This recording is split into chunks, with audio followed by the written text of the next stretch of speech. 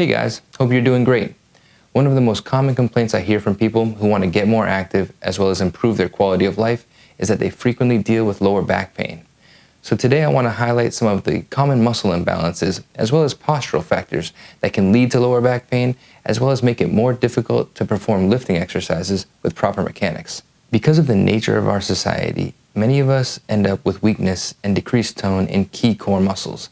This includes the transverse abdominis, the oblique abs, the erector spinae, and the glutes. Additionally, this is further compounded by the propensity of the hip flexors and hamstrings to become tightened from sitting for long periods of time throughout the day. Additionally, constantly looking down at our phones and computers can result in a forward head, rounded shoulders, and rounded back posture. The confluence of these factors is a recipe for disaster. Not only does it affect the mechanics of the hips and lower back during lower body movements and total body movements, but it can make overhead movements and exercises that load the spine less safe as well. Ultimately, the solution lies in strengthening the weakened muscles and lengthening the tightened muscles. So we're going to begin by lengthening the tight muscle group, in this case, the hip flexors and hamstrings. First, we're going to use a technique called self-myofascial release to inhibit the tight hip flexors. A good tool for this is a foam roller, but if you have a fast-pitch softball or a baseball, a Theragun or a Hypervolt, that can be useful as well. Basically, foam rolling is a search and destroy mission. You're going to slowly roll the entire length of the muscle, going inch by inch, finding points of pain, and then resting on each of those pain points for 30 seconds or longer. If you're unfamiliar with foam rolling techniques, I highly recommend you download my free stretching program, aptly named Stretch, and follow the instructional videos there. I put a link to Stretch in the description below, or if you were linked to this video from the newsletter, you'll find a link to Stretch in there as well. Next, we'll do the same, foam rolling the hamstrings, again, slowly rolling along the entire muscle, holding for 30 seconds on each pain point you find. Okay, now it's time to stretch what we just released. For this example, I'm going to cover static stretching, which involves a stretch and hold for a prolonged period of time, usually 60 to 120 seconds. But if you are going to be weightlifting after these retraining exercises, I would actually recommend you do active isolated stretching, which again is covered in my program Stretch, which I have provided for you for free that I highly recommend you download. So click the link below in the description. To stretch the hip flexors, you basically assume a kneeling position as if proposing marriage, and then get a good split going between your legs.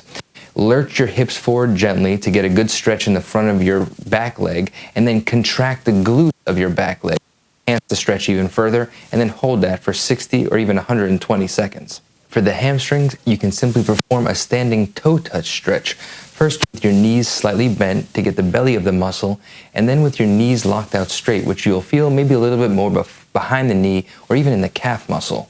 Now, you may not be able to touch your toes totally at first, but just go down as far as you can and then gradually increase your flexibility over time. Now we're going to address some of the likely weak muscles contributing to your lower back pain. To retrain the glutes, we'll do a simple glute bridge.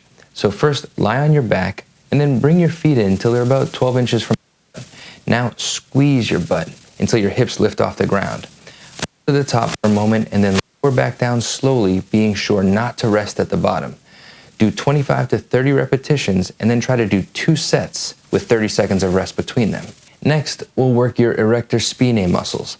Roll over so you're face down, and put your arms out to the side like you're being stuck up at an ATM. Next, arch your back until your chest and upper abdominals come off the ground. Hold for a moment and then lower back down slowly, being sure not to rest at the bottom. Do 25 to 30 repetitions of this. Again, 2 sets with 30 seconds of rest between. Lastly, we're going to engage the transverse abdominis by doing a front plank. Still in the face down position, you're going to go onto your forearms.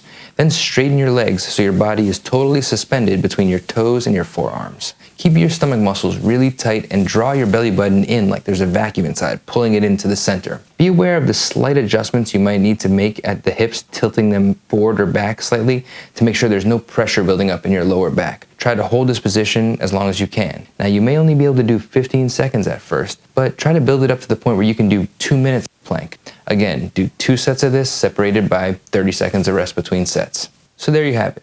A couple of stretching exercises and a couple of strengthening exercises that will have your lower back feeling great and improve your biomechanics while you're lifting weights. Be sure to check out the free stretching program that I've provided for you in the link in the description below.